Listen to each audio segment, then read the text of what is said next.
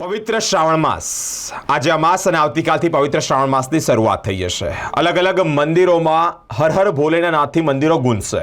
મિત્રો, નવનાથ મહાદેવ વડોદરા સંસ્કારી નગરીમાં નવનાથ મહાદેવ ખૂબ મુખ્યત્વે સ્થાન ધરાવે છે અને એમાંથી પ્રથમ સ્થાને જો કોઈ મહાદેવ આવતા હોય તે મોટનાથ મહાદેવ। વડોદરા શહેરના હરણી વિસ્તારમાં હરણી તળાવની પાસે જ મોટનાથ મહાદેવનું મંદિર આવ્યું છે। ઐતિહાસિક મંદિર છે, પૌરાણિક મંદિર છે, ઇતિહાસ ધરાવતું મંદિર છે। મિત્રો, આ મંદિર વિશે વિશેષતા પણ અલગ અલગ છે। વડોદરા શહેરના માથે નવનાથ મહાદેવના દાદાનો હાથ રહેલો છે। વડોદરાવાસીઓ શહેરમાં શાંતિમય અને આરોગ્યમય રીતે જીવન જીવી શકે ત્યારે વડોદરાના નવનાથ પૈકી વડોદરા શહેરના હરણી વિસ્તારમાં આવેલા મોટનાથ મહાદેવનું મંદિર આવ્યું છે, જ્યાં મોગલ સમયથી જ આ મંદિર હોવાની લોકવાયકા છે।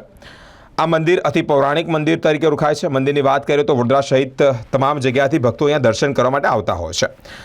દૂધ, બિલીપત્ર, દર્શનનો પાણીનો જળાભિષેક સાથે અલગ અલગ રીતે મહાદેવને રીઝવવાના પ્રયત્નો પણ કરવામાં આવે છે। ભક્તોના શ્રાવણ માસમાં લાંબી કતારો પણ આ મંદિરમાં જોવા મળે છે।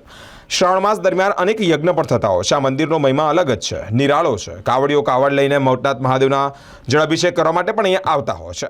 શ્રાવણ મહિનામાં આ વખત 5 સોમવાર છે અને ઘણા વર્ષો પછી 5 સોમવારનો યોગ આવ્યો છે અને નવનાથની અંદર પ્રથમ મોટનાથ મહાદેવનો યોગ છે અને નવનાથની અંદર રાજા મહારાજે મંદિર બનાવેલું અને એમને અમે પૂંજારીઓ છે અને તેને લીધે ભગવાન ઘણા ભક્તો અને શણગાર મોટનાથ મહાદેવ અમે કરીએ છીએ। અમે ફર્સ્ટ આનંદ મંગલ કરીએ છીએ।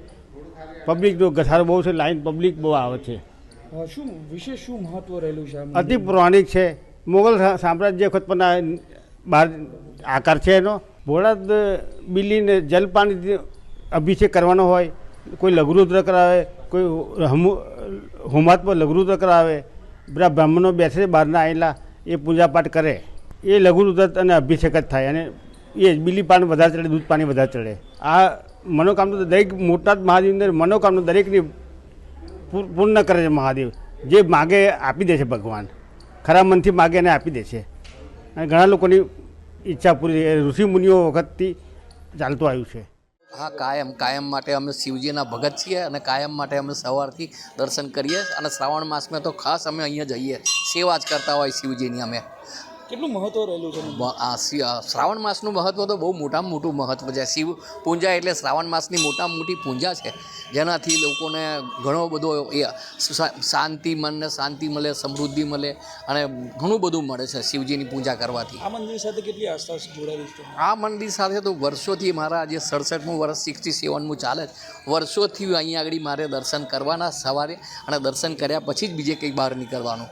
એ આસ્થા તો બહુ મોટી છે અને બધી મનોકામના પૂરી કરે છે મોટનાથ મહાદેવ। જય બોલે હર હર મહાદેવ। આ વડોદરા શહેરનો હરણી વિસ્તાર છે અને હરણી વિસ્તારના હાઈવેને અડીને અને હરણી ગામમાં આવેલ મોટનાથ મહાદેવ દાદાનું આ મંદિર છે। વર્ષો જૂનું મંદિર કહેવાય છે અને મોટનાથ દાદાના આશીર્વાદ લેવા લોકો ઘણી સંખ્યામાં અહીંયા આવતા હોય છે। સવારે 5 વાગ્યાથી લોકો દર્શનાર્થી આવતા હોય છે। સાથે સાથે અમાસ હોય, પૂનમ હોય, 11 હોય, એક આસ્થા જ લોકોની જોડાયેલી છે અને મોટનાથ દાદાના આશીર્વાદ લોકોને મળતા રહ્યા છે અને મળી રહ્યા છે। સાથે કહેવાય છે કે 11 સોમવારના બાધા રાખવાથી પણ અહીંયા કામો થતા હોય છે, તો બહેનો પણ ઘણી સંખ્યામાં આવતી હોય છે અને જે રીતના અહીંયા અનેક જાતના યજ્ઞો થતા હોય છે, લઘુ યુદ્ધથી માંડીને તમામ જાતના યજ્ઞો પણ અહીંયા થાય છે અને મોટનાથ દાદા આશીર્વાદ સર્વ ભક્તોને આપે એવી પણ અમારી આ મનોકામના અમે આશા રાખીએ છીએ।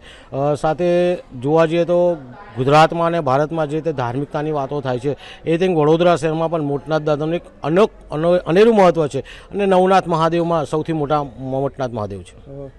જે રીતે શ્રાવણ માસ શરૂ થાય છે, એ રીતે અમે સવારે 3, 3:30, 4 વાગ્યાથી જ અહીંયા આવી જતા છે। સાફ સફાઈથી માંડીને તમામ વસ્તુ અહીંયા કરીને મોટનાથ દાદાને જળાભિષેક કરીને દૂધ ચડાવીને મંદિરને ખુલ્લું મૂકીને ત્યારે ભક્તોની અહીંયા લાઈનો લાગી જતી હોય છે। લોકો બિલીપત્રથી લઈને તમામ મોટનાથ દાદાને ચડાવવા આવતા હોય છે અને આખો દિવસ જાણે રંગે ચંગે લોકો આ મોટનાથ દાદાને માનતા ને શ્રાવણ માસ એક પવિત્ર માસ છે, તો લોકો ઉપવાસ પણ રાખતા હોય છે। સાથે ઘણા લોકો આવતા હોય છે, દાન દક્ષિણા પણ લોકોને આપતા હોય છે।